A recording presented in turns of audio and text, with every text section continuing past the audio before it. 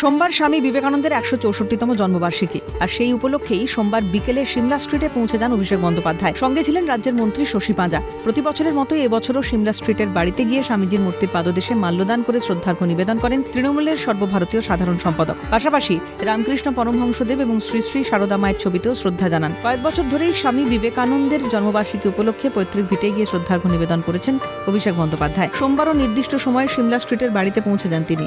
ওখানে উপস্থিত মহারাজদের সঙ্গে বাড়ি ঘুরে দেখেন। সেই সঙ্গে উপস্থিত প্রত্যেকের সঙ্গে কুশল বিনিময়ও করেন তৃণমূলের সর্বভারতীয় সাধারণ সম্পাদক। অভিষেক বন্দ্যোপাধ্যায়কে সামনে পেয়ে সিমলা স্ট্রিটের বাড়ির বর্তমান পরিস্থিতি সম্পর্কে এবং নিজেদের সুবিধে অসুবিধের কথা জানান মহারাজরা। সবশেষে মহারাজরা স্বামী বিবেকানন্দের ফ্রেমে বাঁধাই একটি ছবি তুলে দেন তৃণমূলের সর্বভারতীয় সাধারণ সম্পাদকের হাতে। এদিকে সোমবার সকাল থেকেই সিমলায় স্বামী বিবেকানন্দের বাড়ির সামনে স্বাগতম যুবরাজ লেখা পোস্টারটি ঘিরে ব্যাপক বিতর্ক হয়। পোস্টারটিতে ছিল অভিষেক বন্দ্যোপাধ্যায়ের ছবি। সূত্রের খবর, গোটা বিষয়টি অভিষেক বন্দ্যোপাধ্যায় নজরে আসতেই জোড়াসাঁকোর বিধায়ক বিবেক গুপ্তকে অবিলম্বে পোস্টার খুলে ফেলার নির্দেশ দেন। ক্যামেরা অপূর্ব দেবনাথের সঙ্গে খালিদ জামালের রিপোর্ট, ক্যালকাটা নিউজ।